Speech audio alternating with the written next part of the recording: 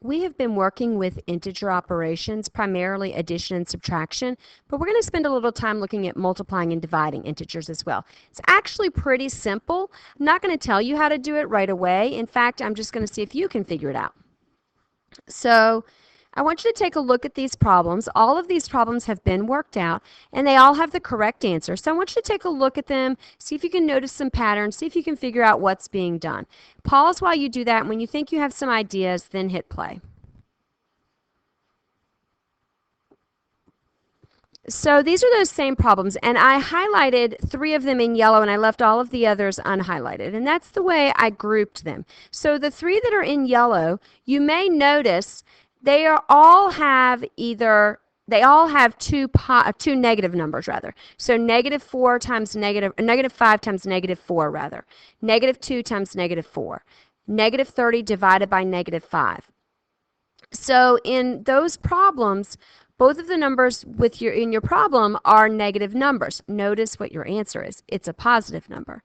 So that should tell you that if you have 2 negative numbers, when you multiply or divide them, you're going to get a positive number. Notice, by the way, that we multiply or divide just the way we normally would. So really the only thing we have to care about finding then is whether it's a positive or negative answer. The rest should be pretty easy. So notice if the signs then are both negative, then your answer is going to be a positive. But when you look at the other problems, the ones that are not highlighted, they each have 1 positive and 1 negative in them. And it doesn't matter whether the positive comes first or the negative comes first. If you look at the answer, they all have a negative answer. So that brings me to our rules. When you multiply and divide integers, you multiply or divide the same way that you usually would. So you ignore the positive or negative signs and just multiply or divide the way you normally would, and then you decide whether it's a positive or a negative answer. And the way you decide that is, if your 2 numbers have the same sign, then your answer will be positive.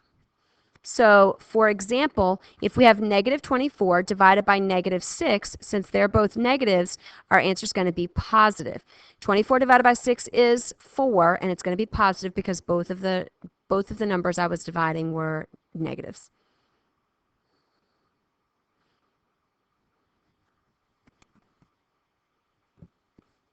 And -2 times -6, if you look at that, both numbers are negative, so our answer has to be a positive, and 2 times 6 is 12, so our answer is positive 12.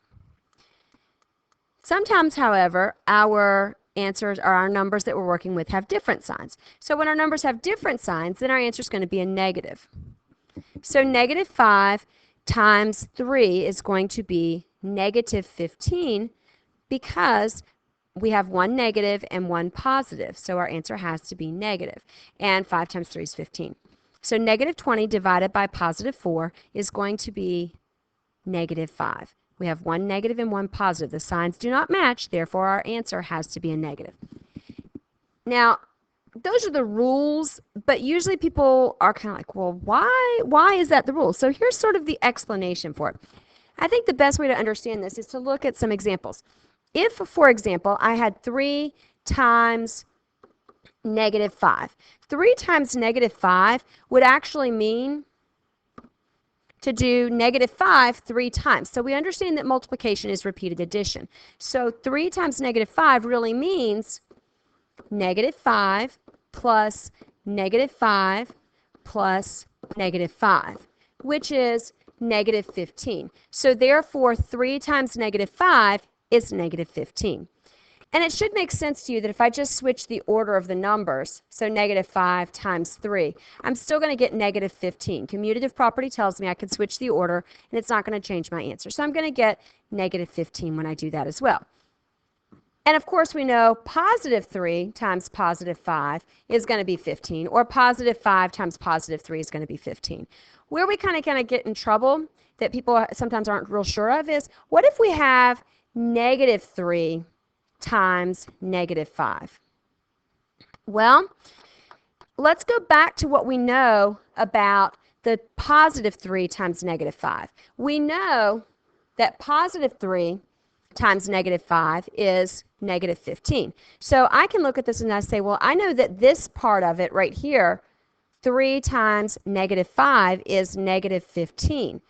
But I don't want that. I want the opposite of that. So the opposite of negative 15 is positive 15.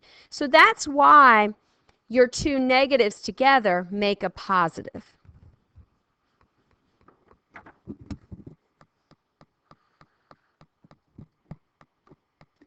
So I want you to take a moment now and see if you can find the number, use the numbers down at the bottom to fill in the blanks to make all of those problems true. Notice some of those problems can be figured out more than one way. However, the whole puzzle can only be solved one way. So if you get stuck, you may have to go back and move some numbers around. So give it a try, pause while you're trying, and when you think you've got it, then check your answer.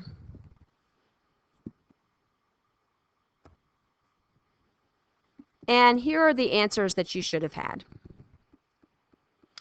All right, we can take this a little further and look at multiple operations within a problem. So if I look at negative 5 rather to the second power, remember an exponent tells us how many times to use the base, which in this case is negative 5, how many times to use it as a factor, so how many times to write it down. So negative 5 to the second power means negative 5 times negative 5. Negative 5 times negative 5, 5 times 5 is 25, and because they're both negative, the answer is going to be a positive. For my next one, negative 40 divided by 4 times 5. When you look at this one, remember order of operations does not say multiply before divide. It says multiply and divide in order from left to right. So negative 40 divided by 4 is negative 10, and it's negative because the 40 was a negative, but the 4 was a positive. Different signs, our answer is a negative. So negative 10 times 5. Negative 10 times 5 is going to be negative 50. 50 because 10 times 5 is 50, and it's negative 50 because they were different signs. Our next one, negative 6 times 4 over negative 3. Anytime you see this right here, this is a division bar. And it means solve the top, solve the bottom, and then divide the two answers. So on the top, we have negative 6 times 4. Negative 6 times 4 is going to be negative 24 over negative 3. Negative 24 divided by negative 3 is going to be positive 8. Again, they have the same sign, therefore our answer is a positive. And last but not least, 10 minus negative 8 over 7 plus negative 1. So 10 minus negative 8, we're going to need to rewrite as 10 plus positive 8. And then we have 7 plus negative 1. So that's going to give us 10 plus positive 8 is 18. 7 plus negative 1 is 6. And 18 divided by 6 is 3. So our answer to that one is 3.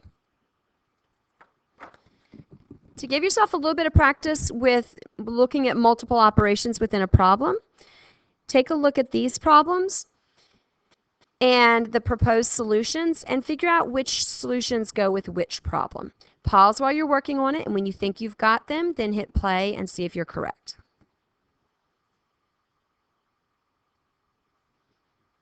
And here are your correct answers. Working with negative numbers is really not all that different than working with positive numbers in some cases. The big thing is you just have to remember what your rules are and slow down and take your time and do it one step at a time.